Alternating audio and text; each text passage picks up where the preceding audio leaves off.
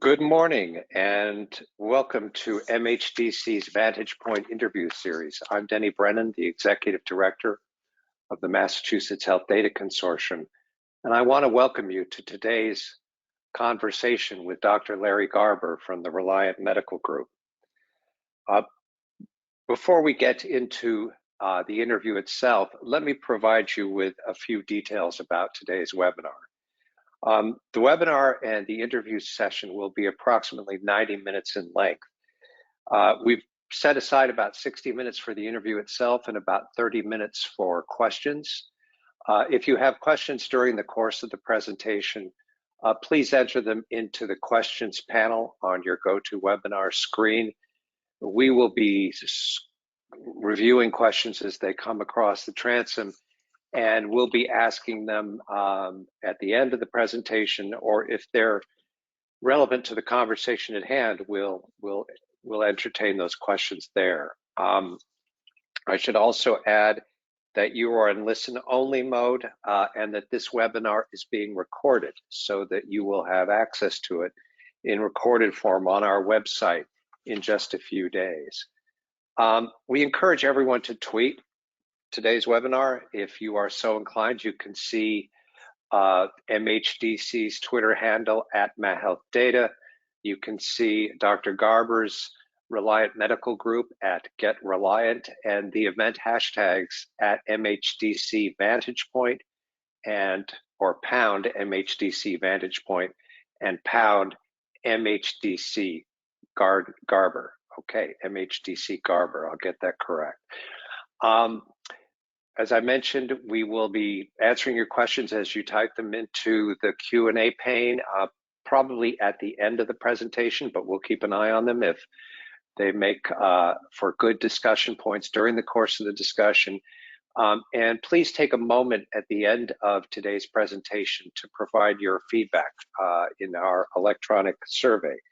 It's a brief survey, but we think it's a useful one for us to make sure that we're doing the best we can with respect to our events. We have another event joining us or coming this coming Tuesday, September 28th, approximately 2 weeks from now, featuring J.C. Gonzalez from the Satcher Health Leadership Institute at Morehouse School of Medicine. We hope you can enjoy our discussion on health equity tracking and informing policy, expanding equity, and measuring progress. Again, that's being held on Wednesday, September 28th. So put that into your calendars, and we'll be looking forward to seeing you joining us for that. So now, without further ado, it is my great pleasure to introduce Dr. Larry Garber. Larry's biography is long and illustrious, and I could read it, and I would use probably more of today's presentation than is appropriate. But suffice it to say that in addition to being the medical director for informatics, a board-certified internist, and the associate medical director of research at Reliant Medical Group, Larry spends a good deal of his time doing other very interesting things, as you can see on your screen. You can see the pre-pandemic beard, which I wear, but as a physician and a frontline medical staff person, Larry is now clean shaven, so those N95 masks fit as tightly as possible.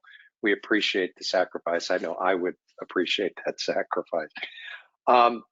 Dr. Garber has won multiple awards, including the eHealth Initiative Advocate Award, the Health Data Management EHR Game Changing Award, and he was listed in the 2015 Top 50 Health IT Experts. His expertise in the Epic electronic medical record is legend, and we have had the honor of Dr. Garber serving on the board of directors at the consortium, as well as being an active member of our CIO forum for many years. Dr. Garber is the proud father of 3 children who have found rewarding careers in healthcare and technology.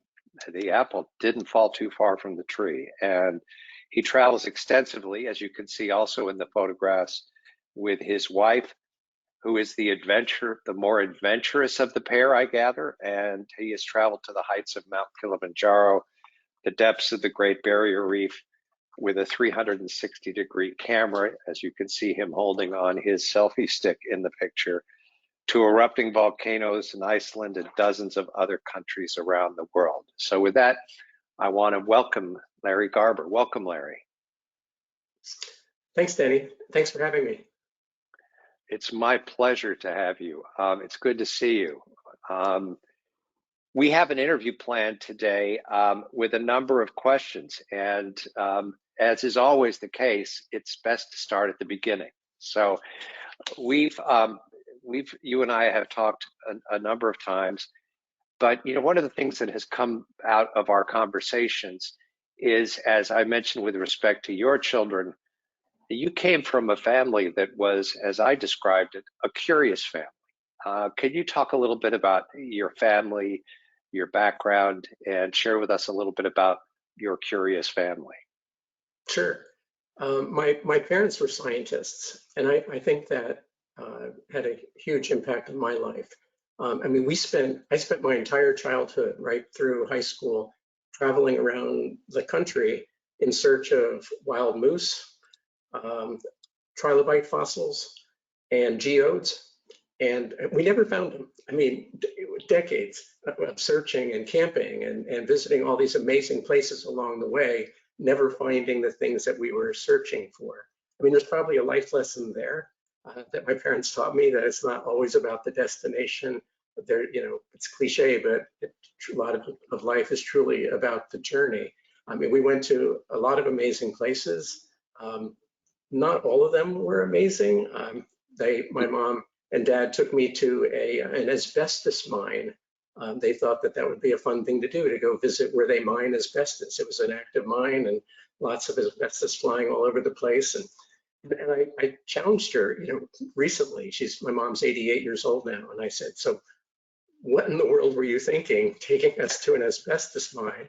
But the reality is way back when I was a kid, which was, as you can see, far too long ago, they didn't know that asbestos was bad.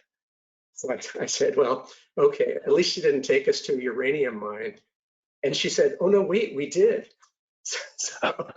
So apparently, and I didn't remember this, but I guess as a child in our search of moose in Canada, we went to some Canadian uranium mine. So anyway, I guess I digress. But they were scientists taking us around the world, around the country to explore. And my mom, she's a marine biologist and a science teacher. That was her career. She really took us on a lot of the trips, focusing on her career. Myrna is her name, and we would go, for instance, to we grew up in New Jersey, so we'd go to the mud flats on the Delaware River Basin in southern New Jersey, where Cape May is. Every year, there would be horseshoe crabs. Hundreds of thousands of horseshoe crabs would come to these mud flats, which are like a giant muddy beach at low tide, and they all come there to mate. I mean, it's like this crazy horseshoe crab orgy. They'd be piled up, 3, 4 high, stacked up on top of each other, all mating and laying their eggs. It was a stunning scene. I've never seen anything like it, and because of changes actually in climate and pollution, people may never see that again, which is sad because, horseshoe crabs have been around from before the dinosaurs were here. So this is a scene that was taking place every year for hundreds of millions of years, literally coming to the beach for hundreds of millions of years, mating in monstrously large quantities. And because of things that we've been doing to our planet, it's suddenly in our generation slowing down. These are amazing creatures. They've got blue blood. I don't know if you knew that, but so these are some of the things that my mom would be teaching us, about these amazing events, about how creatures are special and what makes each of them special and how they fit into the world. And so, I think that, that really, inspired me to understand things. My mom would, some of our adventures, we'd be, going to the shore to pick periwinkles off the rocks. And it was kind of bizarre. She would do research on these snails. On the other hand, she was reading this Yule Gibbons book about how you can eat them, and so we'd be cooking them up and having escargot at our campsites. But my mom was pretty amazing. She is amazing. She would draw blood from these snails as part of her research projects. Now, I'm a doctor. I drew blood from hundreds and hundreds of patients, in my training and career. And I know how hard it is to draw blood from a vein that's sticking out of the arm. I can't even fathom how she got blood out of a snail, but she did, and that was part of her research project to get a master's degree. But to invoke our curiosity that there are things out there that you just don't normally see. She would take the blood and put it under a microscope, and we would, my brother and I would look at it. And she would also take pond water, and take a look at the nasty stuff that's living in there, and ocean water, and we'd see the parameciums and the diatoms and plankton, just amazing things that are not obvious to to the naked eye.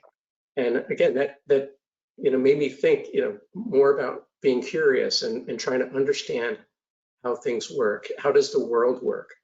Of course, that got me into trouble one year. I was still, I don't know, I was still pretty young. I was probably in second or third grade, and no, maybe second grade.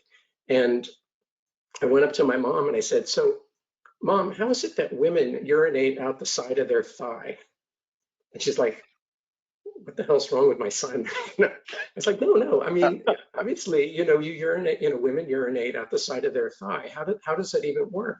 And they thought I was smart, but now they're questioning this, and they're pulling out she's pulling out all her biology books and anatomy books, and she's showing me, drawings of the female anatomy and where everything is. I said, no. I said, I'm a guy. I've got my zipper in the front, and that's how I urinate. But all the pants that you wear, all the skirts that you wear have zippers on the side. So obviously you must be urinating on the side. How does that work? So but this is how my mind started, as trying to understand, to make sense of the world, how things work. And I think that really, I think that impacted me a lot. I think my mother was a strong influence. Well, your father was also a scientist, and what fascinated you with a few things, as well as also being an inventor, as I understand. Can you talk a little bit about him as well? Yeah, my dad, Murray, worked for American Cyanamid in New Jersey, and they made a lot of different chemical related products. He was a chemist. So, for instance, he has a patent on some rocket fuel. He actually invented some rocket fuel that I don't know if they still use it, but it was something that he had developed, and he did a lot of work on pesticides and herbicides, which may have done more damage than good, for the environment, and also for his health. I mean, he died at age 65 of lymphoma, which probably was related to some of the products that he worked on. He would come home smelling like a skunk, and we thought that was funny, but probably wasn't funny.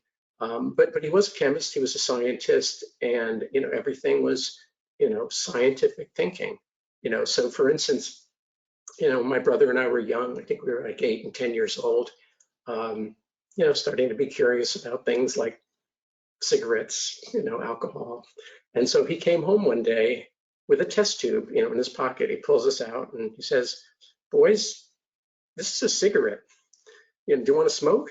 And we're like, "We've got the coolest dad. We're going to smoke with dad. This is like so cool." And he pulls it out of the test tube like it's an experiment, and he lights it up and he says, "Okay, here you go. Take a deep breath." And we each sucked in a deep breath of this stuff, and we were choking and gagging, because it's just you're breathing in all this smoke, and we were kids, and And, and after, practically throwing up from this experience, he says, it's up to you guys. Does this make sense? It's your call. And we're like, no, never smoked again.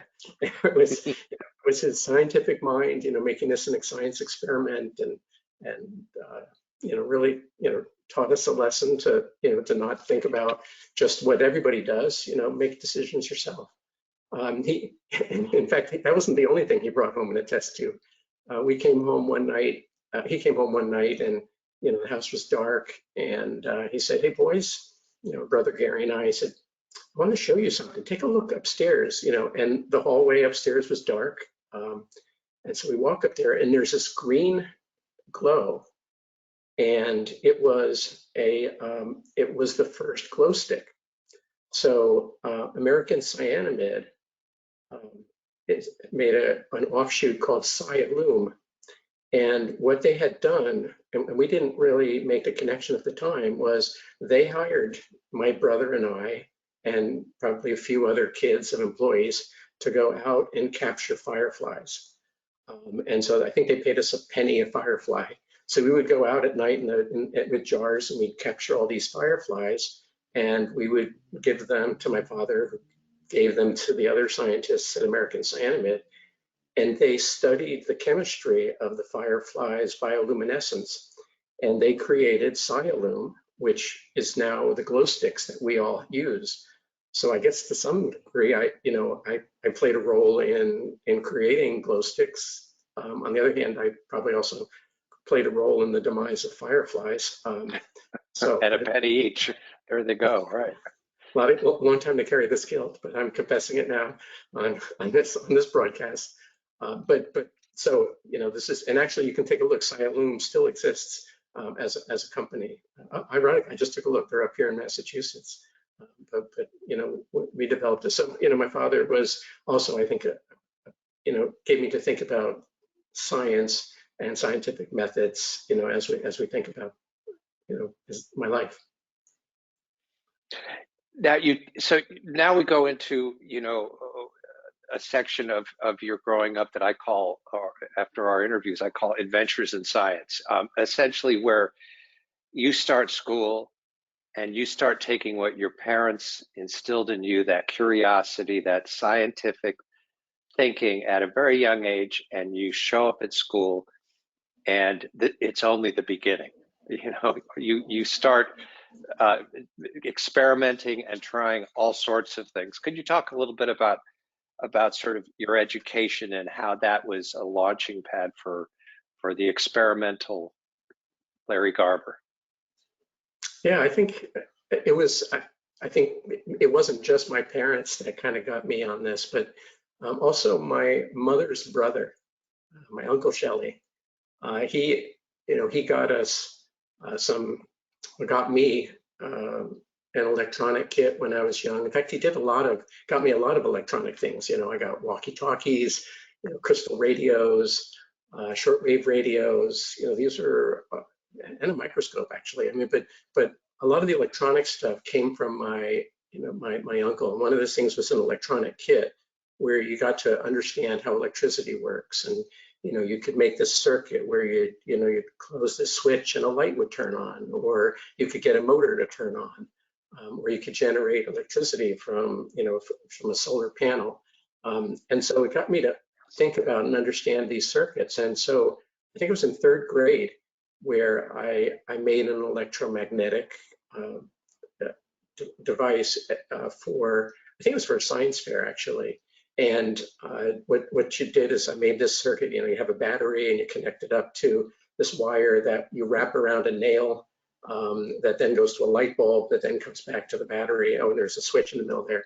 So when you flick the switch, the light goes on and the nail becomes magnetic. So you could pick up other nails, and things like that.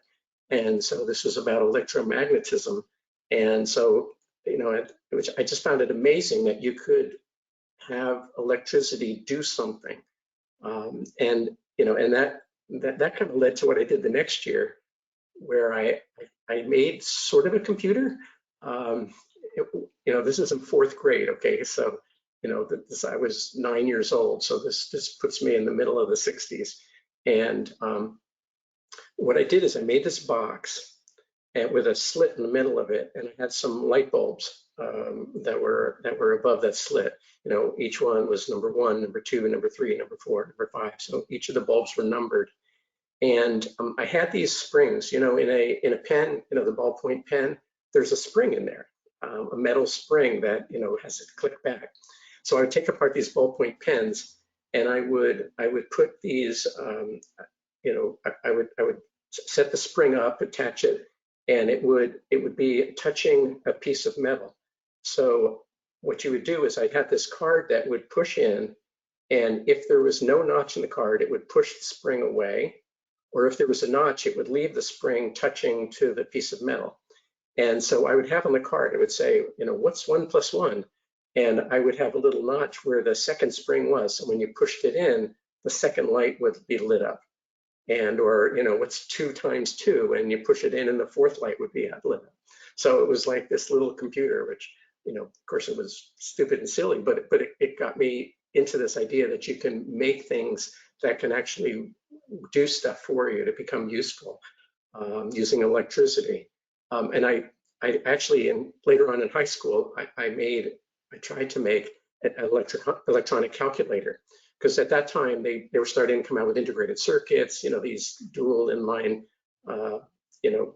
processing integrated circuits, where you could buy, AND gates and OR gates and flip-flops and do these kinds of things. And I said, oh, this is just all logic.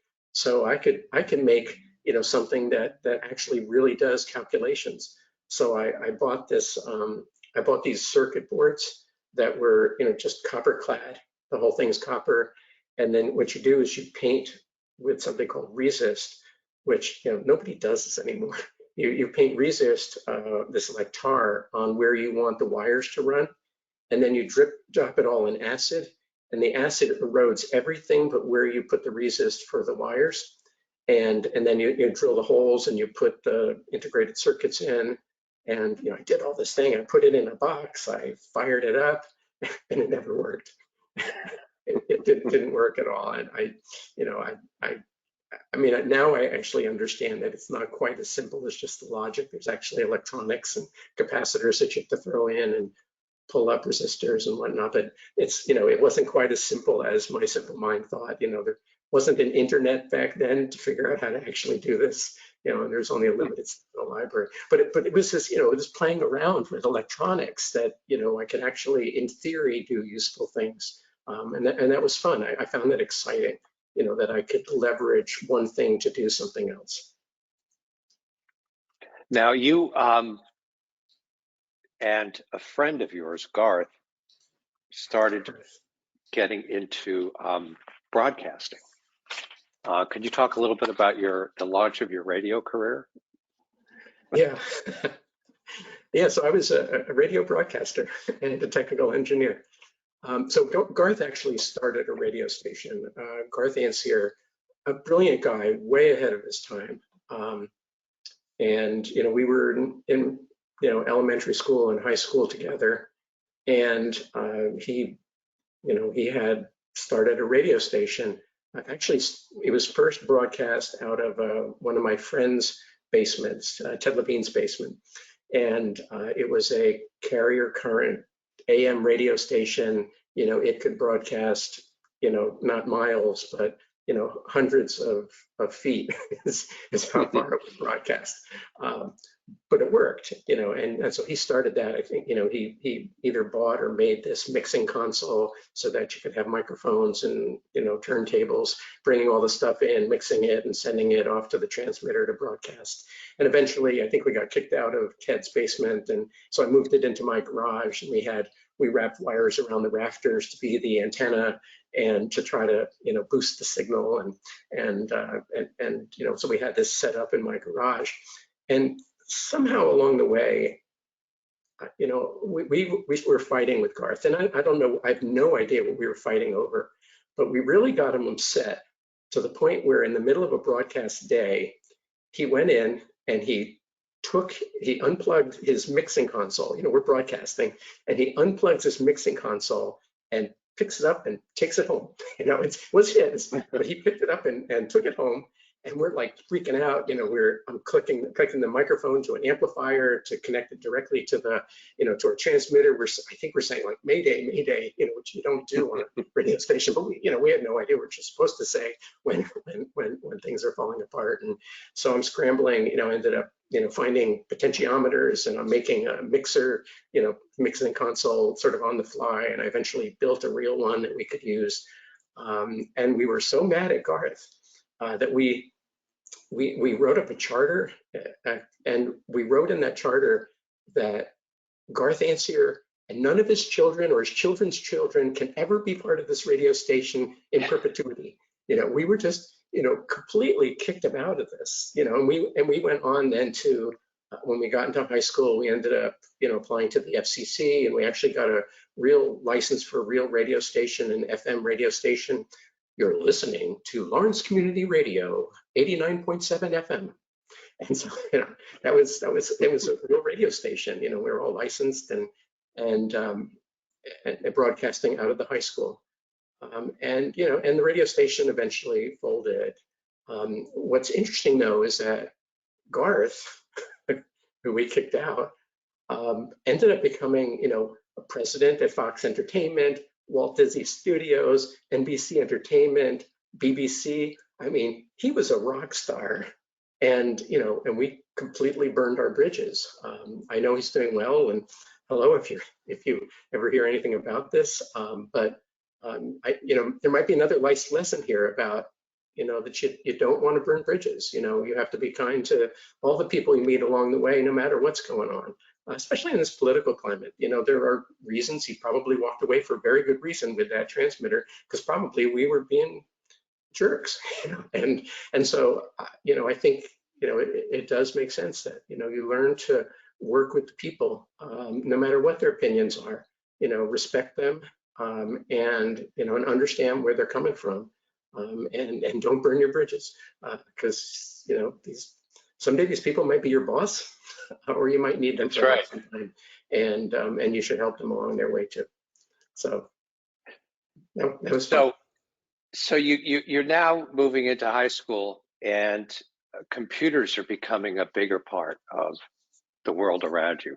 Starting small, but definitely the world is starting to change. Could you talk a little bit about your introduction to computers and how you went about, developing your insight into computers as you were in high school and beyond? Sure. So I was lucky. My high school had a math teacher, Bob Smith, who had the foresight to actually get one of the early mini computers. So we're talking 1972, and he got the high school to spend, I think it was $10,000 to buy a Digital Equipment Corporation, a DEC PDP-8E computer. This was, about the size of a large microwave, actually big, like 2 microwave size. And it had 4K, so 4,000 bits, 4,000 bytes of memory. We're talking about, these days, we're talking about petabytes, and this is 4,000 bytes of memory. And the memory is beautiful. They're these little magnetic cores. They're like little metal rings that were on this grid of wires. So when you wanted to magnetize one of them, you put electricity to the 2 wires that cross through a single one, and it would change the magnetism on that core. And if you change the direction of the current, you would flip it. So that would be either a 1 or a 0, depending on how you sent the electricity through this.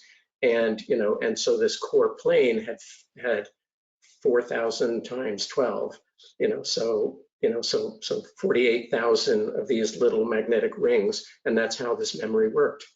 And in fact, it was such an exciting day, when they bought a second one. So now we had 8K of memory, and it was unfathomable. It's like, why did they get this other 4K? I mean, why would we ever need more than 4K? What's that extra 4K, which is like up in heaven? What would we ever do with that? And because this computer ran 3 users simultaneously running basic programs on these 3 different teletypes. So it was very cool. And so my brother, who was 2 years ahead of me, and I both took computer classes in 1972. with Bob Smith to learn how to use this thing. But while we were using it, it came with blueprints. You don't get that with your laptop these days. But this mini computer came with these gorgeous blueprints of all the wiring diagrams for the whole thing, including how the circuit boards with the accumulator, which does all the math, how it connects to this bus. So all of these boards were plugged into this bus. And reading through this and some of the other manuals that came with it, I learned that the accumulator, which was 12 bits, by the way, a word for this computer was 12 bits long, as opposed to like 64-bit processors now.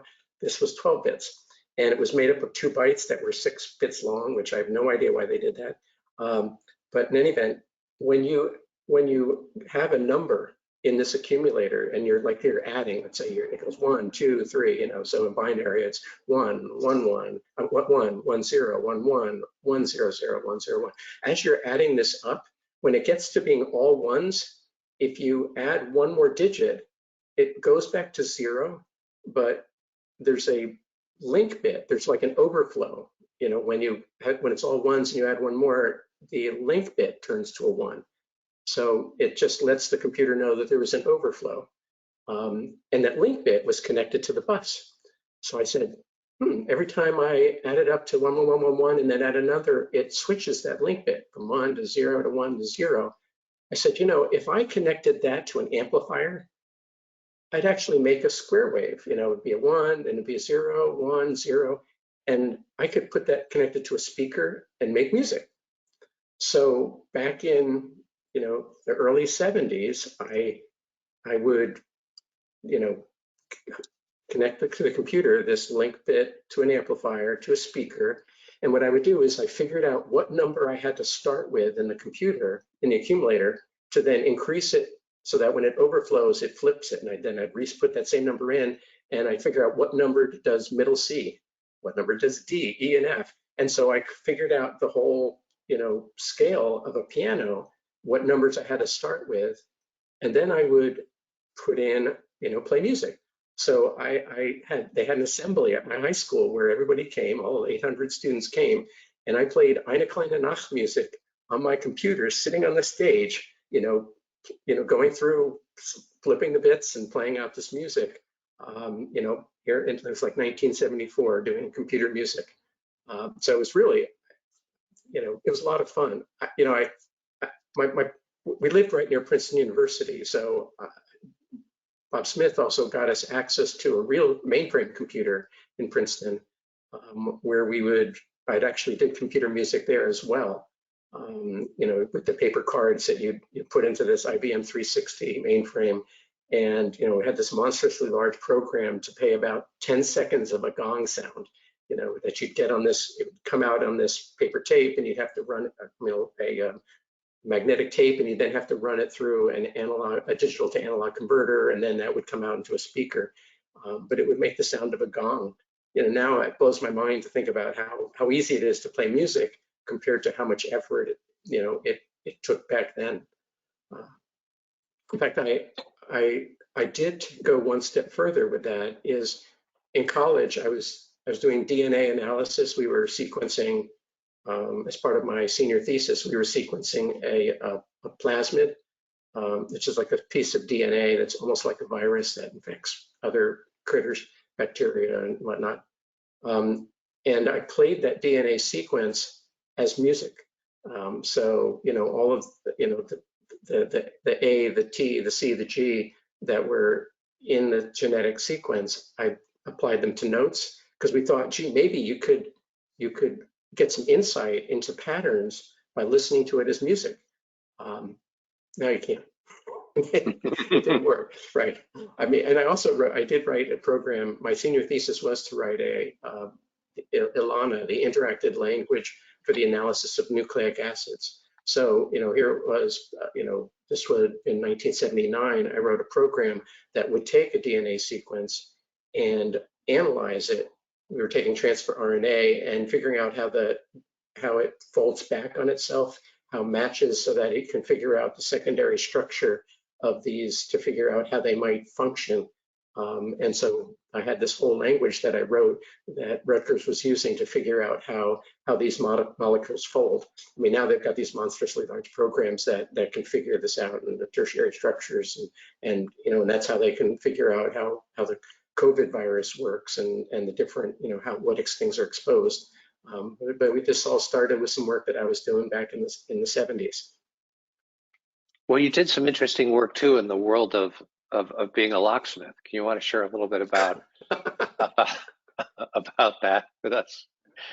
All right, I have to make sure that no one from law enforcement is on right now. If you are, cover your ears. I think the statute of limitations has probably cut you some slack this morning. Okay, all right. Well, we'll go with that. So this was in high school, so early 70s.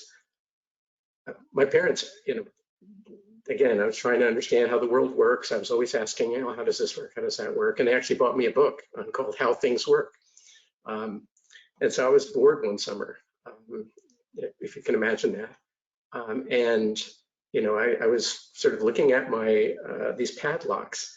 In high school, the gym, everybody had to buy a padlock. They were standard padlocks, and you put it on your gym locker. But on the back of it was a key that the gym teacher had the key to, so that if I forgot my combination, the gym teacher could go in and open up the lock and get whatever he needed. So we all, I had one of these, and I was looking at it, and I'm looking in my book on how things work, and it showed how locks work, with the little pins that come down, and based on how the key is shaped, the pins line up, and then you can open it. And I said, I could probably make a key for this. It seems pretty simple. So I took apart the gym lock, and I went to the local hardware store, and I kind of looked at the different blanks, and they sold me a blank that was going to fit. And I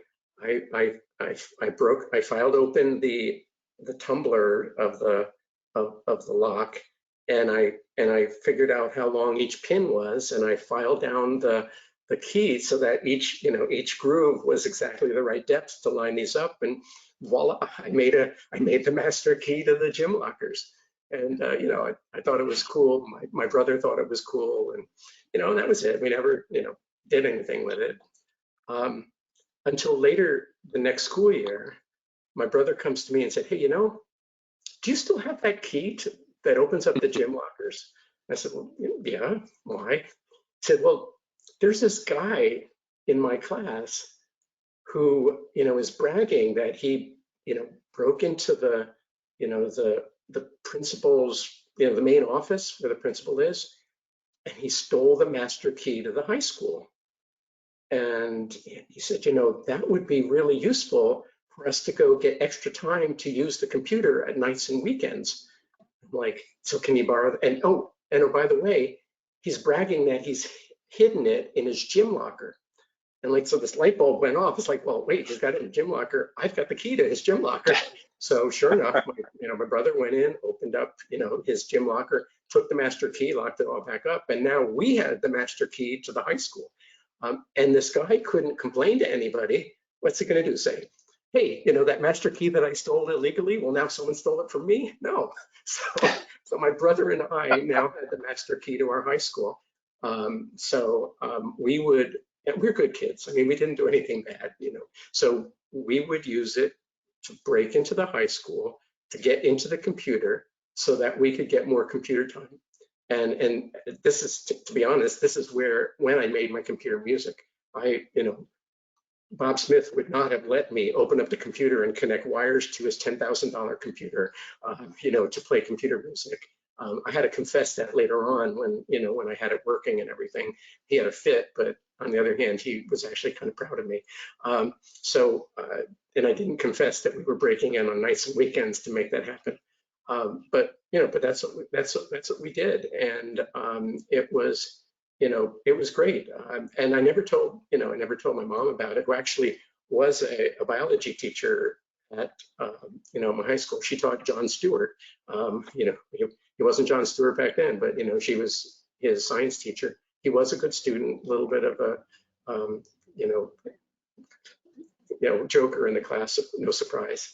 But I did eventually confess to her that my brother and I had this master key, and she was furious. She was furious at us because we never told her.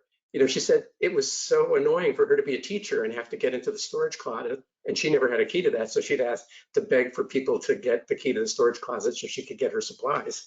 Whereas the master key, she could have broken in any time. So You, funny how things work. you think you're in trouble, and all of a sudden you find out your parents are going, we had a use for that master key. Why didn't you tell us about it then?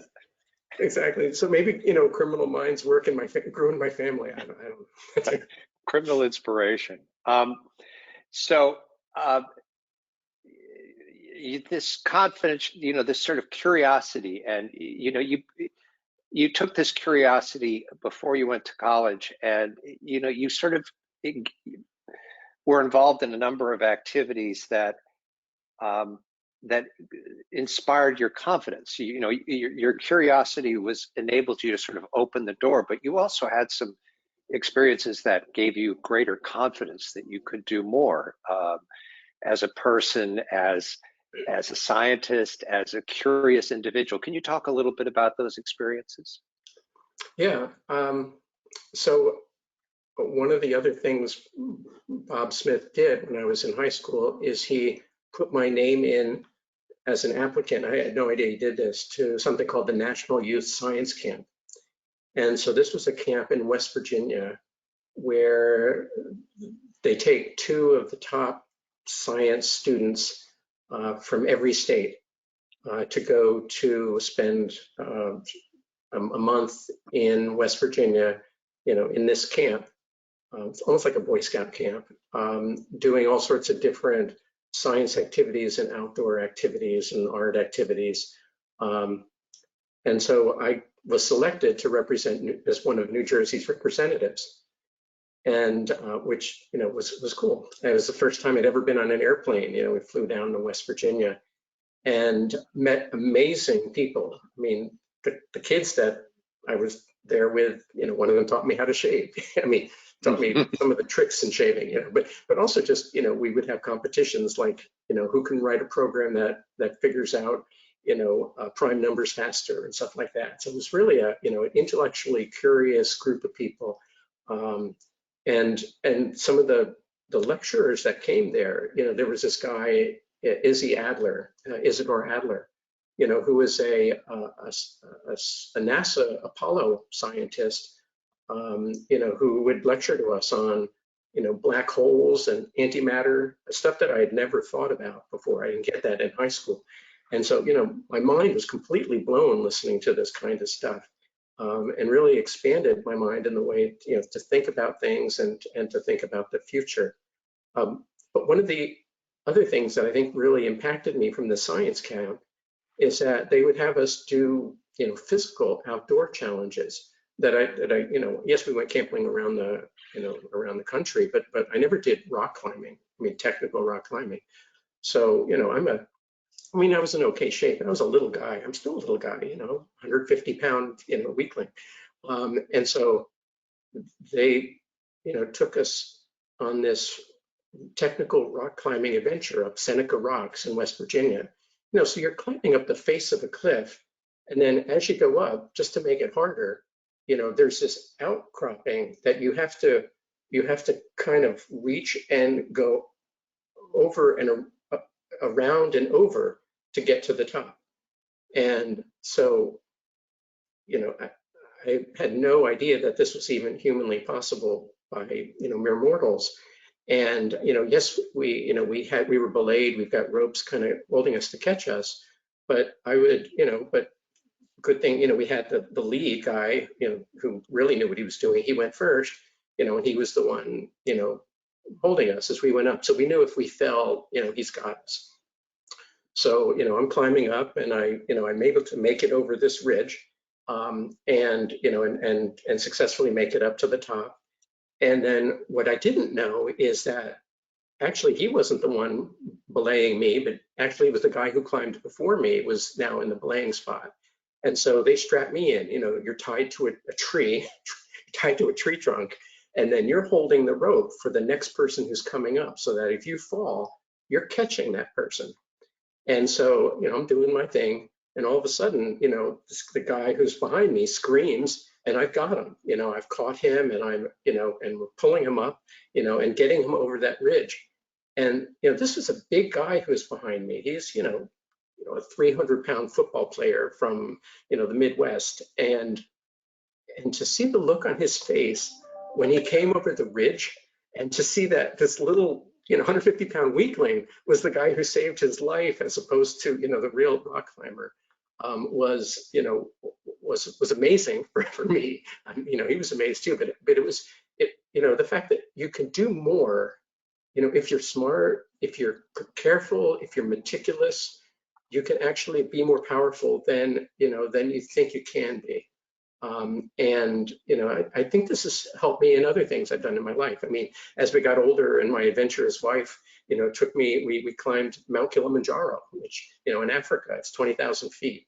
I said, we can't possibly do that. That's the mountain climbers do that. I'm just the doc who sits on a desk all day long. But no, if you prepare, you do the proper training, you stay focused, in every step of the way. Every step has to be perfect. You can't sprain your ankle, but if you do sprain your ankle, you need to carry duct tape with you and ace wraps, and have sort of backup plans and redundancy, and and also as you're hiking, you need to kind of don't spend your whole time looking at your feet, but, or your hands. You also need to kind of keep a perspective of where it is that you're going.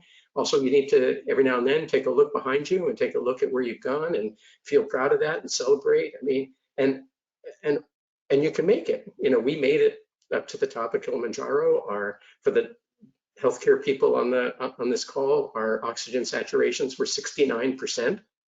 So, Wow. Which is, if someone came into my office and their oxygen saturation would be 69%, I'd intubate them and put them on a machine as a respirator. But with the right training and the right, steps of gradually acclimatizing, you actually can do that and not die. Now, I have to tell you, it's pretty cool to have an O2 sat of 69%, because, if you're an athlete and you're a runner, when you're running and working hard, you can, how your chest feels, your heart is pounding, you're breathing heavy, you're just, you're feeling, working vigorously hard, breathing fast. And that's how it felt up top there, except you're just walking very, very slowly. So there's this disconnect between your upper body and your lower body. But the lesson to this, and also fault tolerance. I mean, the people who came with us brought oxygen tanks and hyperbaric pressure chambers, and we took medications to prevent high altitude sickness. So this is all well planned. But I found that when we implemented my electronic health record at Reliant, I kind of took all of these exact same lessons through the whole project. Being careful with your planning, make sure you get every single step right. Keep an eye on the goal. Don't forget to look and celebrate, what you've already accomplished. Make sure you've got fault tolerances and resilience in your plan so that, if someone leaves, the whole project doesn't fall apart. So it's kind of interesting, this rock climbing and mountain climbing really did lead to some good life lessons about, how to manage projects and do things in the future. And you must have felt like top of the world when you saw that 300-pound guy look at you and say, "You pulled me, you saved my life." That must have been like, "Yeah, baby." I mean, you were charged. That must have been terrific. Yeah, I could do amazing things. It taught me that it's possible. You don't necessarily, some of these things you can do by yourself, but you also need the help of others. And so it's, because I climbed it with the help of somebody else above me, some other kid from some other state. He was the one that helped me up as well. Yeah, So, we help each other. It goes both ways. that's outstanding. Um, Mentorship, Bob Smith. Bob Smith is a big.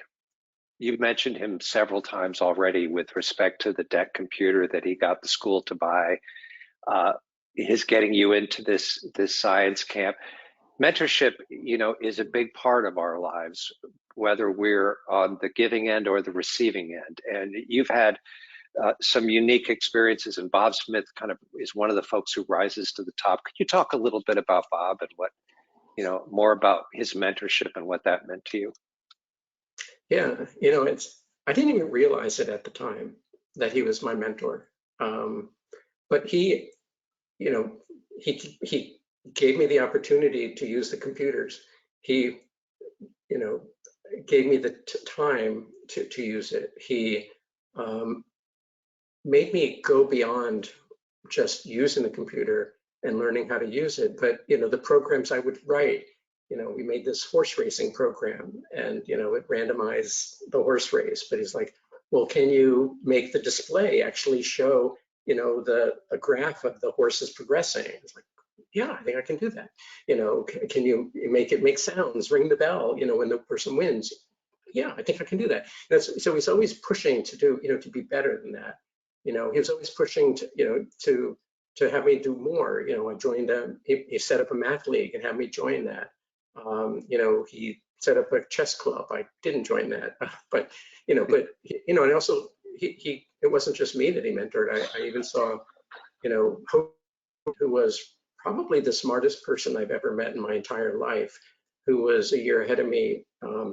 And just like I had gotten opportunities to go to Princeton to use the Princeton computer because of Bob Smith, he actually got Hojan to take undergraduate classes while at Princeton while he was in high school. So by the time he graduated high school, he had actually taken all of the undergraduate math classes at Princeton University. So he ended up doing all of the advanced, PhD classes on theoretical math, advanced math, when he went to Princeton University.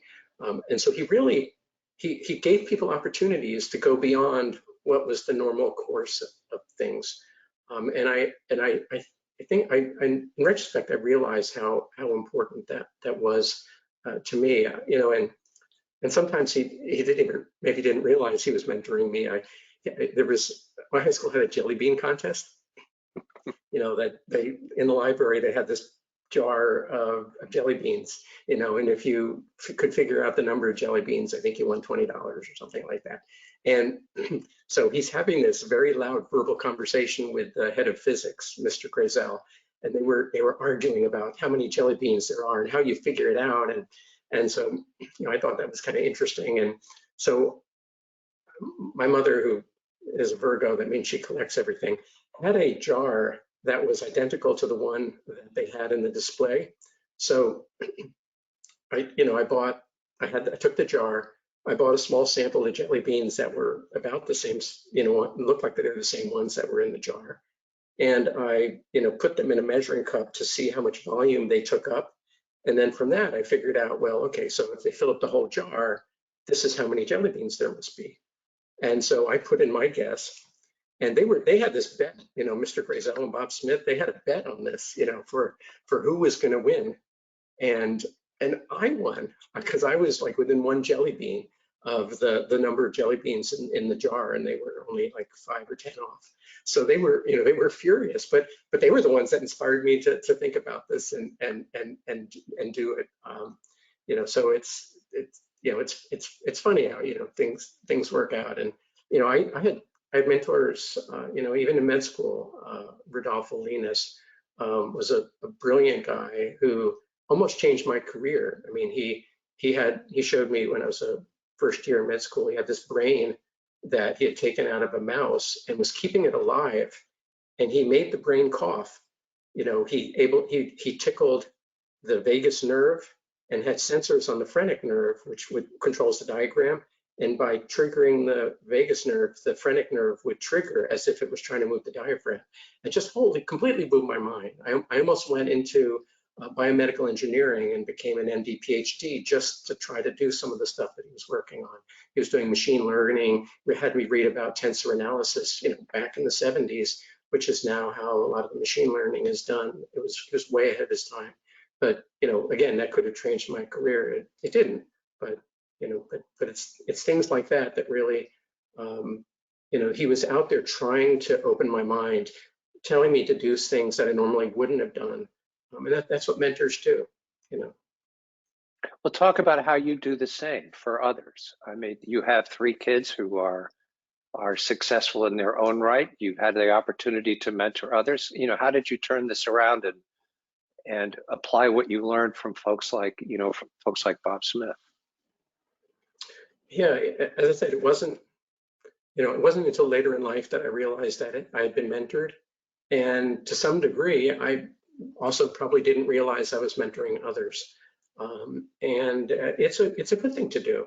And it's good for both, you and the person, the mentee who's being mentored. And so I've thought about my children, who I am so incredibly proud of. I mean, I have three wonderful children, and they're brilliant and successful. They've found careers that they love, which I'm so thankful for. Um, and my oldest, for instance, is a physician. Laurel is an OBGYN doc. She's about to move out to Rochester, New York, to start a career out there. And she's a great physician. She's also a psychiatrist in the sense that, when I was going through a divorce, she actually, my first marriage, she helped me through the divorce, almost counseling me, my daughter doing this to me. So, and that's, a lot of what we do in medicine is counseling. So I know she's a great physician. And so she kind of got one half of my brain, the medical half of my brain. My other two kids don't like the sight of blood. And so, but they've gotten the technical side of my brain. My middle daughter, Leah, she's a computer engineer, works for a huge international high-tech company. And she's won all sorts of awards within the company for the work that she's done with all of the innovative ideas that she's come up with. And I think, some of the stuff that I've done, hopefully has, inspired her. I didn't want to force them. I didn't force any of my kids into any direction, but I think again, the exposure that I gave them to a lot of the stuff I was doing, I think maybe helped them find these careers, find, some of the rewarding experiences that you can get from healthcare, from computers. My youngest son, Logan, is a computer scientist. I didn't push him into computers, but he discovered that, these electric calculators, that you could program them. And he started writing all these crazy programs on this calculator. And he ended up going to Rensselaer Polytech for computer science. And now he actually works for me. Well, not for me, but he works with me at Reliant Medical Group, doing great stuff, writing some very cool programs. So it's, and as I said, I feel like they've been both sides of my brain. I think I've exposed them to some of these things, that allowed them to choose these careers and to get some guidance about, what to do in their careers. As I said, my middle daughter, she actually had some opportunities to move way up into management, to lead a division, or a very large group. And she turned that down in part because, I talked to her about focusing on doing what you love, doing what you're passionate about, what's fun. And that's actually, for me, it's doing things. It's actually creating things. Actually, I love the programming, getting into the nitty gritty and actually doing things with my own hands, more than managing people. And so she turned down this opportunity to manage people because she recognizes that, that's not necessarily the most fun thing. That's not what makes you excited to come to work every day, to decide what someone's salary ought to be, or whether you have to, give them a raise or fire them, which is what a lot of managers do. The fun stuff is actually doing things. And so she does have some leadership roles, but, she's still in the weeds. And I'm so proud of her for making that decision over, getting boatloads more money. That's not what's most important. And so this way, I feel like I have been mentoring her. And I mentor some of my colleagues. I do lots of presentations. I've done literally hundreds of presentations around the world. And I think, and maybe even this one today, I think there are people out there who maybe hopefully will learn something and take some lessons home that they can apply to their own lives. So it's good to be a mentor. Well, one of the things you point out about mentorship, which has come up in a number of our interviews, is that you don't really know you're being mentored until later on, and you realize this individual created the conditions for me to be successful. And you often don't realize that, and I think that's one of the signs of a really good mentor is that they're not forcing you into something. They're not insisting that you to go a particular direction, but they're opening doors for you that you may choose to take or not. But when you do, you find out things about yourself that you didn't know before, which is really a sign. And I think the best mentors are the ones that we recognize later in life. That person really helped me. I didn't realize that. Um, Let's talk a little bit about your philosophy. I mean, broadly speaking, I mean, you've talked a bit about it with respect to mentorship. You've talked about your curiosity and how your family and your experiences in school help to inform that. Can you talk a little bit about some of your, what you bring to life in the way of philosophy that you've learned from these experiences? Yeah, absolutely. So broadly, you know, there's that philosophical question. Okay, so why are we here on this planet? What's our purpose? What's the meaning of life? Um, I'm sure we've all thought about this, and we've all come up with our own perspectives and philosophies. And my perspective is, I think we're here on this planet for, and with this life for really three purposes. The first is to perpetuate life, to promote it, to make sure that it continues. I mean, so that we're not the last ones. Life is a miracle. It's an absolute incredible miracle that's developed on this planet, and it's our responsibility to keep that going. So I think that's the most important thing, whether it's propagating, having kids, or raising, other children, um, or pets or plants, keeping life going. But it's also protecting the planet, the environment, doing things that are good for the environment, so that the people and animals and plants who are here, 10 generations from now can thrive, in a planet that's healthy, that has clean water, that has clean air, that is a livable temperature. I mean, so these are, so that's important. I've actually gone vegan. I've been vegan for the last several years. And a little bit of that's for my own health. I think it's probably good for my health. I lost some weight. My health is actually better because of having gone vegan. But I think I do it more for, not as much for myself, but I know it's that little bit that I can do to help the planet. And if people haven't read about why vegan is good for the planet, read about it. And Netflix has some great specials on it too. But it's really, what each of us can do. It's one little bit that we can do to improve the planet. The second thing, so one is, continue with life on the planet. Second is to help people through this journey. We got one shot here, and some people have been luckier than others. I was fortunate to be born to two amazing mentors, my parents, and be exposed to others, and I've been very fortunate in my life. There are a lot of people who are less fortunate, who have had, maybe not as fortunate right off from the start. Maybe they've had illnesses, disabilities, behavioral issues that they have to overcome. And so part of our responsibility is to help others through this journey. Whether it's through charity, whether it's through whatever, personal interactions. I think that's also part of our responsibility. Being mentors helps accomplish that. And then the third thing is have fun. We get one shot at this. Have a great time, do great things, see a lot.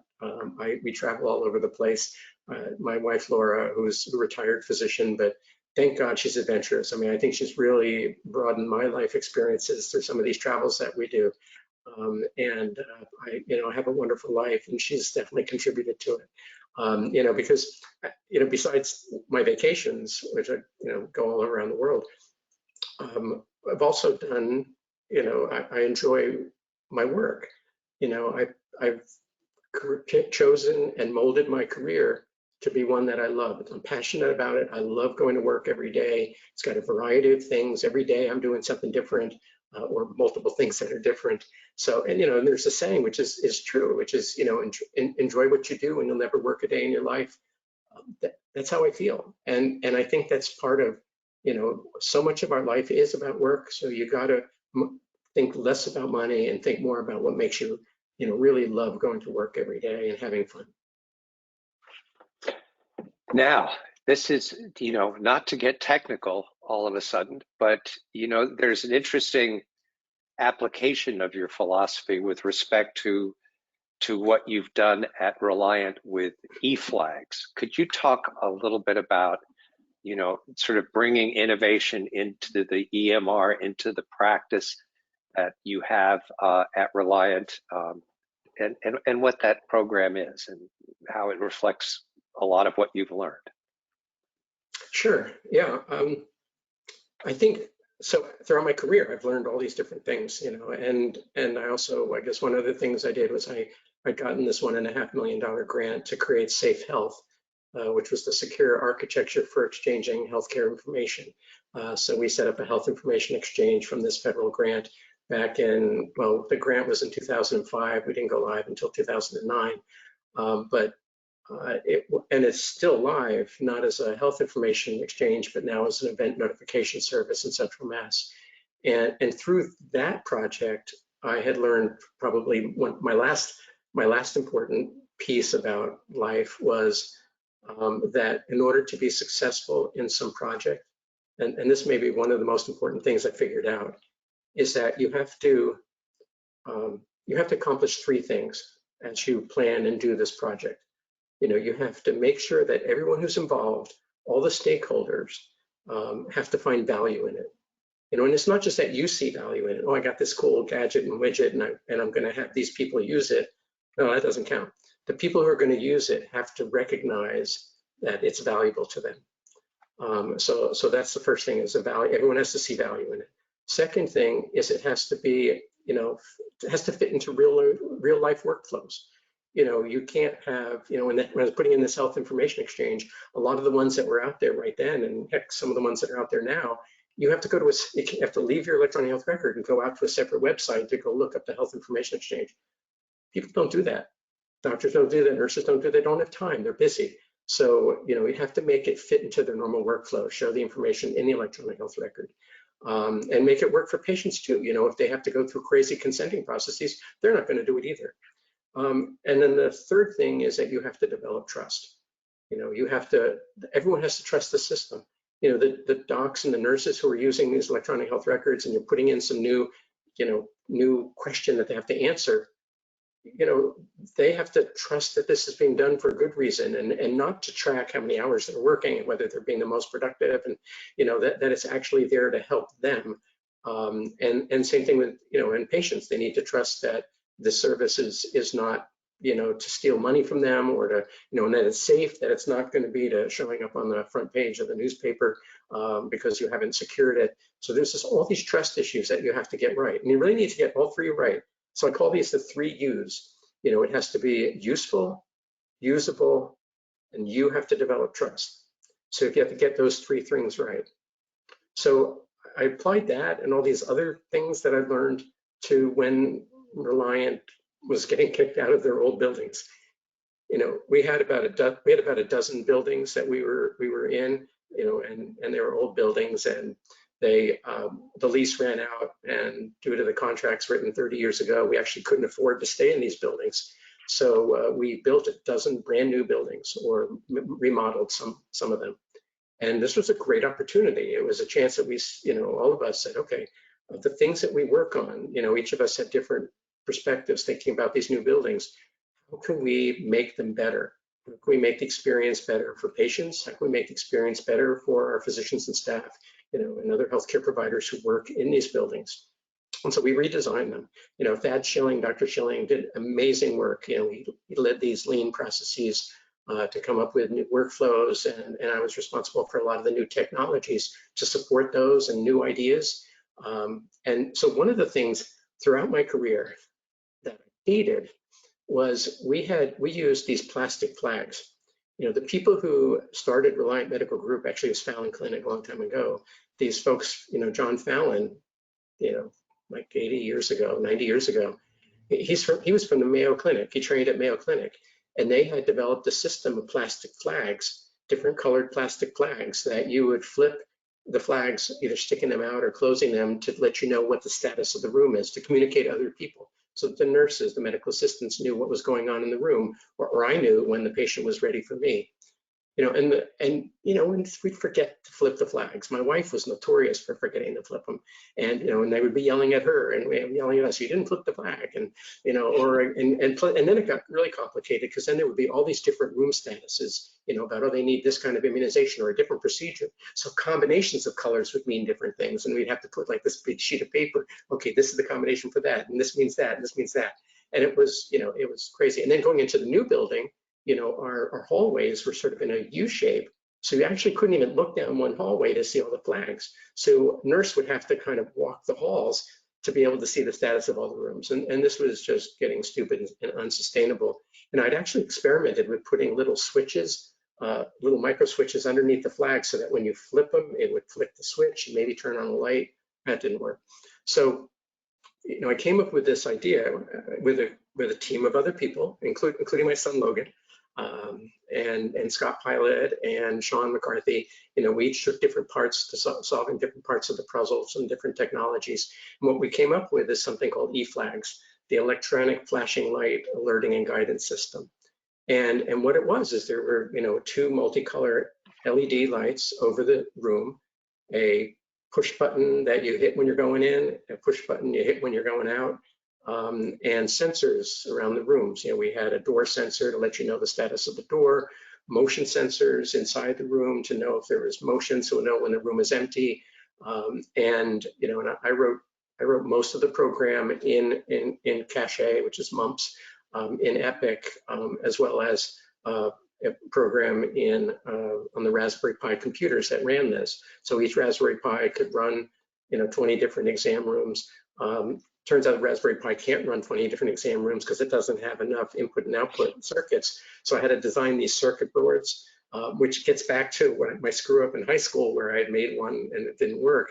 I finally learned how this all works, and used a program called Eagle to design these circuit boards. And I, mass produced these, and so the system really works. It's Underwriter Labs approved, which is a whole nother story, which I don't think I have time to tell you about.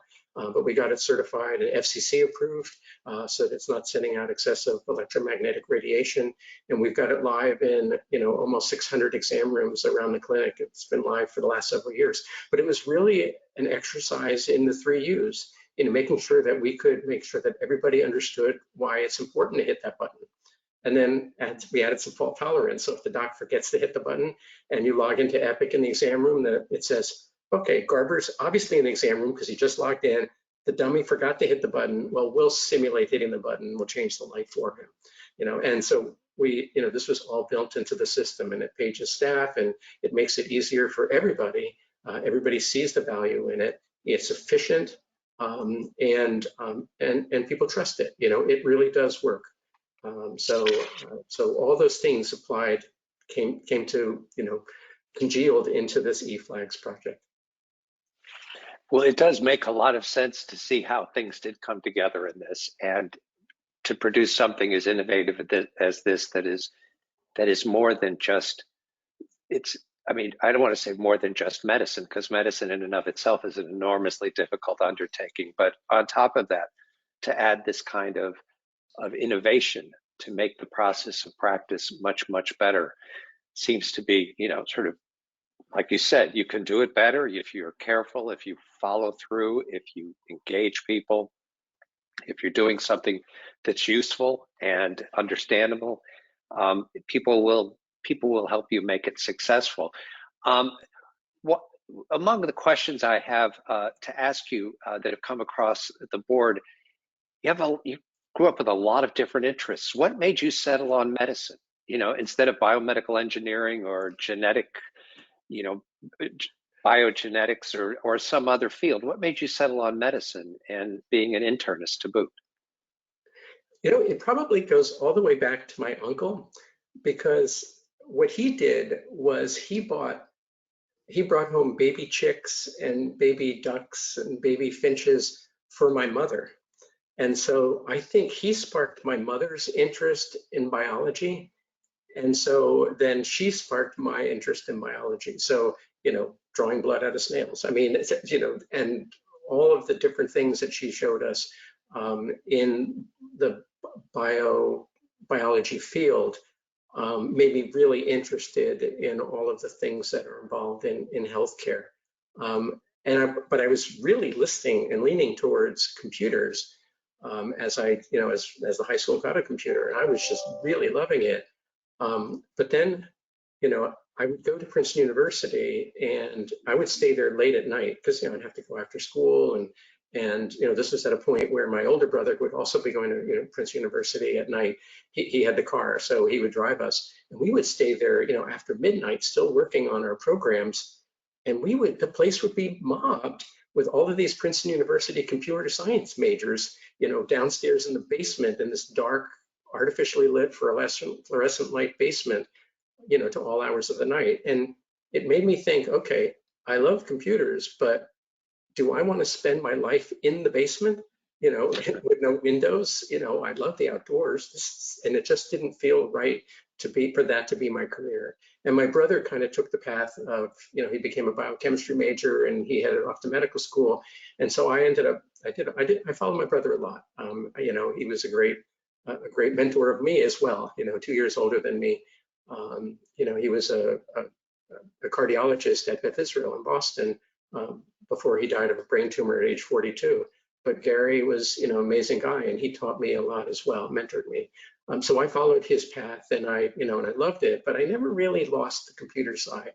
And so as this informatics stuff came about, I wrote in 1986, I wrote an electronic health record on an Amiga computer. And so I just never really dropped the computer side of things, and was lucky to find a career that allowed me to do both throughout it. We have, those of us who have been working for a while and have developed our methods of work and the tools that we use to help us enjoy our work and make sure that we follow through, and all of the things that we take for granted are very difficult to learn when you're just starting. And one of the questions we have is, what advice would you provide someone who is just starting their career, early in their career, that you shared some of this with us, but to help those who are just getting started, whether it's in healthcare, in computing, informatics, data sciences, whatever area that we've touched upon in our work, what would you share with those who are just getting started? I think you need to, if you're starting out, I think you need to step back for a second and really think about what excites you. What are you passionate about? What's fun?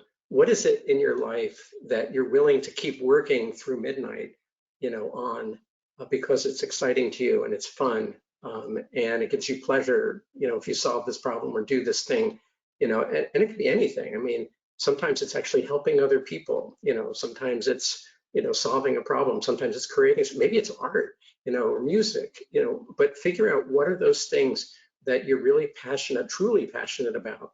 Forget about how much money will you make in your life, or whether it gives you a stability, those will come. As the most important thing is think, stop and look at what you're passionate about. And then after you figure that out, then you can start planning, okay, how do I get to do that for most of my life, for the major hours in the day of my life. And I think very often it will come to you volunteering to do something outside of whatever your job is right now. That's how I started was, I was a doctor, I was a full-time physician, but I was really liking this computer stuff. And so, I worked with, the folks in our IT department, back in the early 90s to work with them to create something called QuickChart. They had COBOL programmers and on a mainframe, and they were storing all of this data. They had all this claims data, medication lists. They had we knew when someone, last had their mammogram, or, and so we kind of knew when they next needed one. We had all of this information, but it wasn't exposed to anybody. And so we created this, on my free time, I would work with them to try to make this quick chart. And that gave me some credibility. So because of my volunteer hours, I was able to show that I was useful, and I was having fun. And yes, I was staying after midnight doing this stuff, but I was able to prove to some people that I could add value in this field that was most exciting and energizing to me, to the point where they started to throw money at me. They would pay for me to go to conferences to learn more. They would eventually allow me to spend a certain part of my FTE working on this, to the point that 90% of my time I'm working on this now. And so you have to first figure out what you want to do it for free so that nobody else has to pay for it, but then get to the point where people start to see the value in it for them to pay you to do what you want to do. And your career will go. That's how you start. Great response. Other questions we have include one. There's a big push for health equity at the moment. It's found its moment. It's energized the industry. It's energized patients, members. It's universal almost across different aspects of life. What are your thoughts about how to address health equity in healthcare, in IT, or elsewhere when you see this emerging demand and essential need for equity? How do you see it, working in healthcare and in IT? I think it really, COVID really brought that out. I mean, it's always been an issue, but it became even a bigger issue during COVID because, our instant solution back in March of 2020 was, throw technology at this problem. Have people use, their smartphones or, patient portals to send us messages and do stuff. But then it became clear that there is this digital divide, whether it's age or finances or whatever, that people don't all have the technology to be able to do these video visits. And then our patient portal, didn't have the ability to handle other languages because we couldn't handle a translation service in real time to make that possible. So it became clear, that we had a problem, and as an industry had this problem. So it is, the second thing you have to think about in life is helping others, through this journey of life, and that's through healthcare. So it really opened our eyes to think about, we should go to people's homes. If there are some people who can't do the technology, who can't come to our visits because of COVID or transportation or whatever, we need to physically show up in their house and go to where they are, both physically or technologically or emotionally or whatever, and meet their needs. And so we've done that. We've also amped up our translation services and American Sign Language services, and really tried to think about all parts of the healthcare system to address their needs. So you gotta think about others. I mean, that's just so important in everything in life. You have to think about people that are maybe different than you, and make sure that all of their needs are met. Great advice, and great about helping others. Just part of that, the second philosophical tenet that you shared with us. We have time for one more question, and I have one here that asks, how do you see artificial intelligence fitting into healthcare? Do you think clinicians understand its probabilistic nature and know how to appropriately apply what comes out of AI, or do you think it's a black box or not ready for prime time? What are your thoughts about artificial intelligence in healthcare? In 1 minute. No, you have more time than that. I'm just kidding you. Yeah. I think it has great potential, but it's interesting that the questioner that brings us up right now, because there's a I'm guest editor to a Worcester Magazine issue on electronic health records that's going to be coming out this fall, and so I needed to come up with a cover photo for this issue, and there's this new technology called Midjourney. It's an online app that's you can use for free, or you can pay for a license. But what it does is it uses artificial intelligence to create pictures, art. Really shocking how good some of it is. And so you would type in a sentence, say show me a lake in front of a mountain, and it would come up with a picture of a lake in front of a mountain, and you could add some words to it to make it modified. So my wife is playing with this to help me out to try to get a picture, because I wanted to get a picture of a doctor and a patient. And so she'd, say, picture of female doctor and male patient.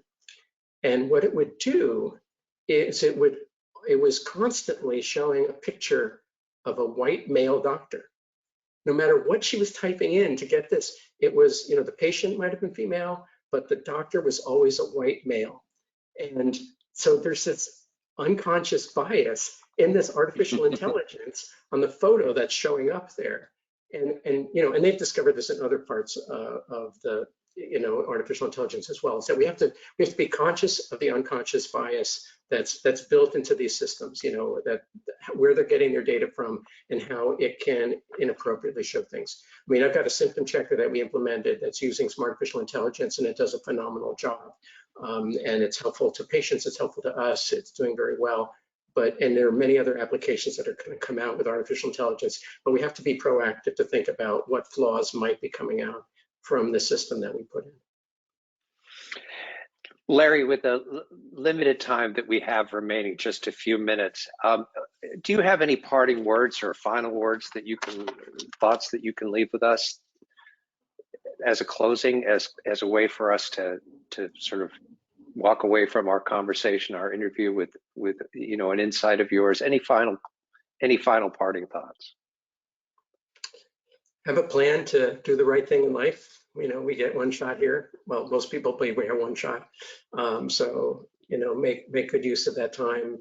Be thoughtful and proactive about what you do with our time here, and don't forget the 3 U's. That whatever you do, make sure that it's useful, usable, and you've developed trust. And it's not just in healthcare or electronic health records or health information technology. It's really anything you do in life. Make sure you've done that. If you want to convince your kids to throw their dirty laundry in the in a bin, think about the 3 U's and that they have to find some value in it. Remind them that they'll get clean clothes if they put it in the hamper. Make it useful. Put a hamper in their bedroom, so that instead of just putting it on the floor, they can just quickly throw it in there. No cover, so that they can play basketball and throw it in. Make it easy. Think about all these things, and then trust. If they throw it in there, you need to do the laundry. So that the 3 U's applies to anything in life, especially laundry, which we've learned over the course of our lives. It's very important to get your workflow with laundry exactly right. Larry, I want to thank you for joining us today. This has been a terrific conversation. I'm glad we've had the chance to learn more from you and about you, and sort of a little bit about what makes you tick. It's always delightful to talk with you. I appreciate the time. And I would also like to thank everyone in the audience who joined us for today and have stayed consistently through our 90-minute discussion. So we know how busy all of you are. We want to remind you to join us in any upcoming MHDC events, and we want to thank you for participating in today's. When you leave, please take a moment to complete a very brief survey. Your feedback is very important to us. We hope you will be joining us for our upcoming webinar with the Satcher Institute and the Health Equity Tracker, which will be an exciting look at health equity. And you visit mahealthdata.org for any further insights or information with respect to our services and our events. So with that, I want to thank everyone. Everyone have a great day. Take care.